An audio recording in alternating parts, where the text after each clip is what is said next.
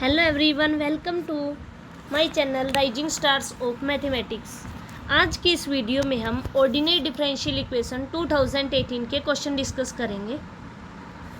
If y1x and y2x are two solutions of the differential equation cos x y double dash plus sin x y dash minus 1 plus e minus x square y is equal to 0 for all x belongs to minus pi by two pi by two with y1 0 is equal to under root 2 and y1 dash 0 is equal to 1 and y2 0 is equal to minus under root 2 and y2 dash 0 is equal to 2, then the Wronskian of y1x and y2x at x is equal to pi by 4 is।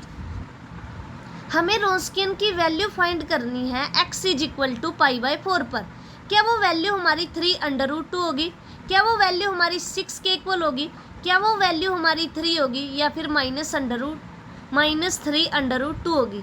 तो यहाँ पर हम सबसे पहले Wronskian निकालते हैं at the point 0 and उसकी help से हम Wronskian at general point x पर फाइंड करेंगे एंड देन एट लास्ट हम x is equal to pi by 4 put करेंगे। तो सबसे पहले हमने Wronskian निकाला at the point 0 w y1 y2 is equal to y1 0 y2 0 and y1 dash 0 and y2 dash 0। जो हमारे पास Wronskian की वैल्यू होती है, अगर हमारे पास y1 और y2 दो सोल्यूशन है तो पहले तो हम y1 रखते हैं एंड देन y2 रखते हैं और यहाँ पर y1 का डैश एंड y2 का डैश। अगर हमारे पास 3 सोल्यूशन होते हैं तब हमारे पास यहाँ पर आता है y1 double dash y2 double dash and यहाँ पर y3 and y3 dash and y3 double dash. ये हमारे पास 3 क्रॉस 3 की मैट्रिक्स बनती है। इसका जो डिटर्मिनेंट आता है वो हमारा Wronskian होता है जब हमारे पास 3 सॉल्यूशंस होते हैं। तो यहाँ पर हमें 2 सॉल्यूशंस गिवन है y1 and y2 eight the point 0 find करना है। तो हमने लिखा y1 0 y2 0 y1 dash 0 and y2 dash 0। तो यहाँ पर हमें गिवन था क्वेश्चन में कि y1 0 is equal to under root 2 and y1 dash 0 is equal to 1। तो यहाँ पर हमारा बन जाएगा अंडर रूट 2, यहाँ पर आएगा 1, y2 ये हमारे पास होगा माइनस अंडर रूट 2 और ये हमारे पास होगा 2। जब हम यहाँ से वैल्यू निकाल लेंगे तो ये आएगी हमारे पास 2 under root 2 plus under root 2। तो यहाँ से वैल्यू आई हमारे पास 3 अंडर रूट 2। उसके बाद हमें Wronskian निकालना है एट द जनरल पॉइंट। तो हमारे पास एक एबल फॉर्मूला होता है for the Wronskian is equal to W x is equal to C E integral a1x by A node x D x. अब यहाँ पर ये ध्यान रखना है कि यहाँ पर नेगेटिव आना है हमारे पास और जो इक्वेशन होती है वो इस टाइप से होती है d square y by d x square plus a1 d y by d x plus a node y is equal to 0। तो जो हमारे पास हाईएस्ट ऑर्डर का कोफिशिएंट होता है वो ए नोड होता है, जो d y by d x का होता है वो a1 होता है और जो y का होता है वो हमारे पास a2 होता है। तो हम यहाँ पर देखेंगे जो हमारी इक्वेशन है वो है y double dash cos x है इसके साथ, यानी a नोड की वैल्यू यहाँ से क्या आएगी हमारे पास cos x, a1 की value is equal to sin x and जो a नोड है हमारे पास वो होगा minus 1 plus e minus x square. तो अब हम यहाँ पर करेंगे W x is equal to C E integral a1x by A node x D X. तो यहाँ से हमारे पास आया C E minus integral sine X by cos X D X. तो ये हमारे पास बना सी माइनस इंटीग्रल 10x dx। तो हमारे पास जो 10x होता है जो इसके इंटीग्रल की वैल्यू होती है वो हमारे पास होती है सिकेंट x। ठीक है, यहाँ से हमारे पास आ जाएगा log सिकेंट x। तो अब यहाँ पर हम सिकेंट को ऐसे ले जाएंगे तो ये बन जाएगा हमारा 1 बाई सिकेंट और 1 बाई सिकेंट हमारा कोस होता है और कोस की हमारे पास एक प्रॉपर्टी होती है कि cos M N is equal to M log m होता है, सॉरी log की एक प्रॉपर्टी होती है। तो अब हमारे पास ये आ जाएगा e log cos x। तो हम इसको लिख सकते हैं cos x log e और log e की वैल्यू हमारे पास 1 होती है is equal to cos x। तो हमारे पास आ गया W x is equal to C cos x। तो अब हमें जो क्वेश्चन है उसमें गिवन जब हमें 0 0 पर y1 एंड y2 की वैल्यू पता थी तो जो Wronskian है वो 0 पर फाइंड किया तो वो आया हमारा 3 अंडर रूट 2। तो यहाँ से हमने देखा कि c की वैल्यू हमारी आ जाएगी 3√2। तो अब c की वैल्यू हम यहाँ पर पुट कर सकते हैं। तो ये WX is equal to 3√2 cos x आ गया हमारे पास। और हमें वैल्यू निकालनी है रोंस्कियन की एट द पॉइंट π/4। तो हम x is equal to π/4 put कर देंगे। तो यहाँ से हमारे पास आया 3√2 इंटू 1/√2। √2 से √2 कैंसिल हो गया। तो हमारे पास जो रोंस्कियन की वैल्यू थी एट द पॉइंट π/4 वो आई हमारे पास 3। तो यहाँ से हमारा थर्ड ऑप्शन करेक्ट हो गया। ये क्वेश्चन हमारा 3 मार्क्स में पूछा गया था।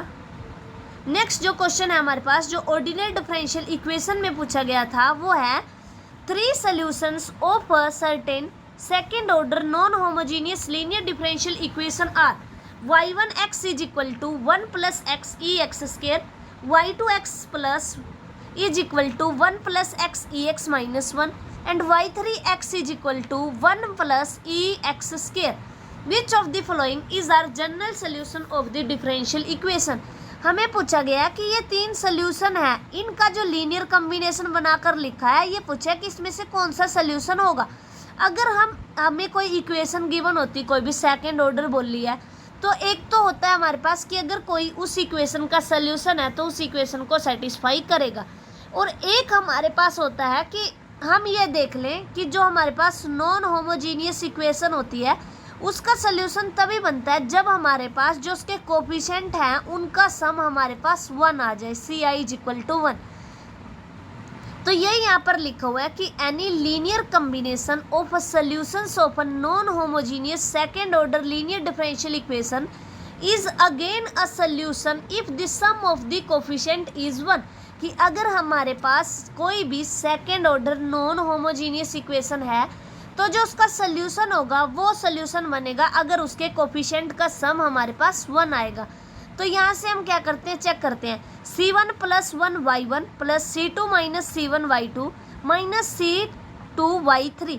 तो यहाँ पर हम चेक करते हैं C1 plus 1 plus C2 minus C1 minus C2।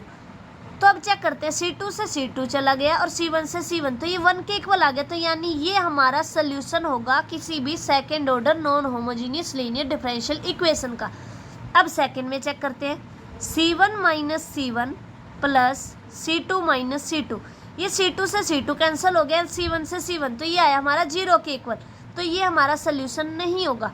जो लीनियर कॉम्बिनेशन के कोफिशिएंट हैं y1 एंड y2 के उनका सम 1 आना चाहिए, तब जाकर हमारा जो सोल्यूशन है वो हमारा सोल्यूशन बनेगा नॉन होमोजीनियस इक्वेशन का। अब थर्ड देखते हैं C1 minus C1 plus C2 minus C2 plus C3 minus C3। तो C3 से C3 चला गया, C2 से C2, C1 से C1, तो ये 0 आ गया। तो ये भी हमारा सोल्यूशन नहीं होगा। अब नेक्स्ट हमारे पास फोर्थ है। अब फोर्थ चेक करते हैं C1 minus C1 C2 minus C2 plus 1। C2 से C2 चला गया, C1 से C1, हमारे पास 1 आ गया। तो हमारा 1 एंड फोर्थ ऑप्शन करेक्ट हो गया। अब नेक्स्ट क्वेश्चन पे चलते हैं। ये हमारा C पार्ट में पूछा गया था एंड इसका जो सोल्यूशन है यहाँ पर गिवन है कि C1 plus 1y1 plus C2 minus C1y1। तो इसका जो कोफिशिएंट का सम है वो करेंगे हम। तो C1 plus 1 plus C2 minus C1 minus C2 is equal to 1। C1 से C1 चला गया, C2 से C2 चला गया, ये 1 के इक्वल आ गया। अब नेक्स्ट देखते हैं। नेक्स्ट जो हमें गिवन था वो था C1y1 plus C2 minus C1y2 minus C2y3।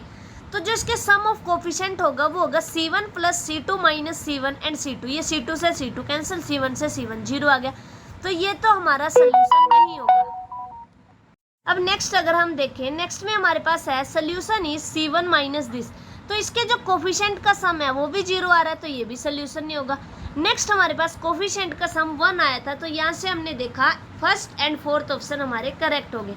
Next जो क्वेश्चन है हमारा वो हमारा method of variation of parameter से पूछा गया था। The method of variation of parameter to solve the differential equation y double dash plus pxy dash plus qxy is equal to rx where x belongs to I and px, qx, rx are non-zero continuous function on an interval I. Seeks a particular solution of the form ypx is equal to v1x y1x plus v2x y2x. where y1 and y2 are linearly independent solution of y double dash plus pxy dash plus qxy is equal to 0 and v1 and v2 are function to be determined, then which of the following is necessarily true. इसमें पूछा गया कि Wronskian of y1 and y2 is never 0 in I, तो उसने y1 और y2 दो linearly independent solution दिए। तो हमारे पास एक थ्योरी होती है कि अगर हमारे पास ये जो सोल्यूशंस होते हैं किसी ऑर्डिनरी डिफरेंशियल इक्वेशन के, तो इसका रोंस्कियन नेवर 0 होता है क्योंकि ये लीनियरली इंडिपेंडेंट होते हैं। और अगर हमारे पास रोंस्कियन नॉट इक्वल टू 0 होता है तो y1 and y2 linearly independent और सोल्यूशन होते हैं, और अगर लीनियरली इंडिपेंडेंट सोल्यूशन गिवन है तो रोंस्कियन नॉट इक्वल टू 0 होता है। तो यहाँ से हमारा फर्स्ट ऑप्शन करेक्ट हो गया। Second, v1 v2 and v1 y1 plus v2 y2 are twice differentiable. तो यहाँ से हमारे पास अगर हम देखें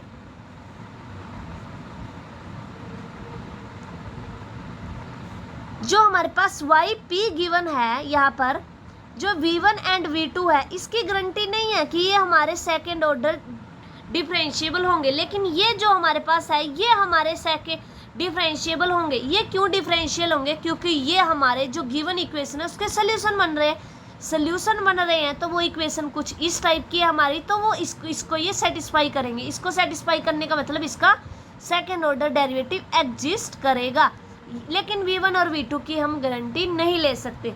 तो यही यहाँ पर लिखा है। सेकेंड ऑप्शन यहाँ से रॉन्ग हो गया और थर्ड हमारा सही हो गया कि v1 and v2 may not be twice differentiable but v1 y1 plus v2 y2 is twice differentiable. Next उसमें पूछा है कि the solution set of y double dash plus pxy dash plus qxy is equal to rx consist of a function of the form ay1 plus by2।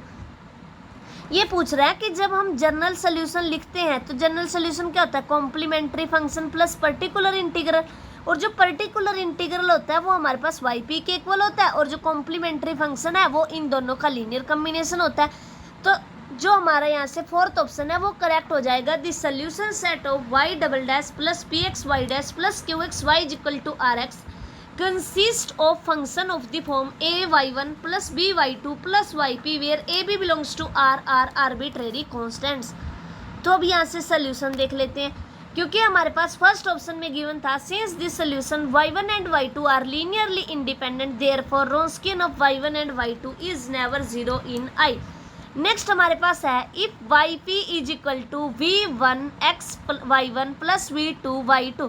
ये हमें given था कि ये हमारी जो इक्वेशन है उसका पर्टिकुलर सोल्यूशन है, और हर एक particular solution given differential equation को सेटिस्फाई करता है, तो इट मीन्स इसका second order partial derivative exist करेगा। लेकिन जो v1 और v2 है उसकी हम गारंटी नहीं ले सकते, तो यहाँ से हमारे पास आ गया कि इसका second order partial derivative exist करेगा। Hence v1 and v2 may not be twice differentiable because it is not required, क्योंकि v1 और v2 की तो कहीं जरूरत नहीं पड़ी। But v1 y1 plus v2 y2 is twice differentiable.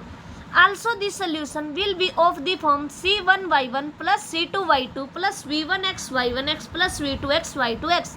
Hence, option A, C and D are correct. तो यहाँ से हमारा ऑप्शन ए क्या कहता है कि Wronskian नेवर 0, ये भी सही है, सेकंड गलत है एंड थर्ड भी सही है एंड फोर्थ भी सही है, क्योंकि हमारे पास जो जनरल सोल्यूशन होता है वो होता है complementary function plus particular integral.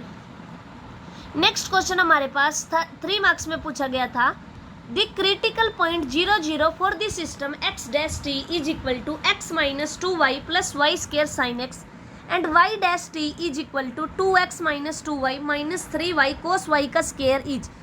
हमें कोई भी ये हमें non homogeneous linear system given है और पूछा है क्या ये स्टेबल पॉइंट रखेगा, क्या ये अनस्टेबल रखेगा स्पाइरल पॉइंट, क्या ये सैडल पॉइंट रखेगा, क्या ये स्टेबल नोड रखेगा।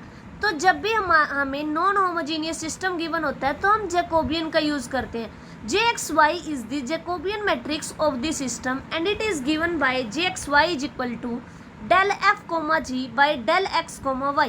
सो del f by del x, del f by del y and del g by del x and del g by del y। तो यहाँ से हमारे पास जो f है वो है x minus 2y plus y square sine x, और जो g है वो है 2x minus 2y minus 3y cos y का स्क्वायर। तो अब यहाँ से हम इस फॉर्मूले में वैल्यूज पुट कर देंगे। जैकोबियन हमें निकालना आता है, सबसे पहले del F by del X निकालेंगे and then del F by del Y, और फिर निकालेंगे del G by del X and del G by del Y. तो ये हमारे पास यहाँ से आ जाएगा 1 plus Y square cos X minus 2 plus 2y sine X 2 and this.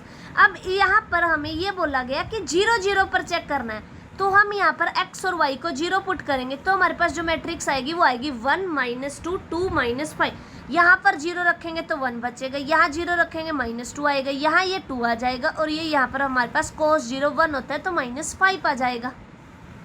तो आइगन वैल्यू, अब हम आइगन वैल्यूज निकालते हैं इस मैट्रिक्स की। तो हमारे पास जो आइगन वैल्यू आएंगी वो ऐसे निकालेंगे, lambda square plus 4 lambda minus 5 plus 4, तो -1 इज इक्वल टू 0।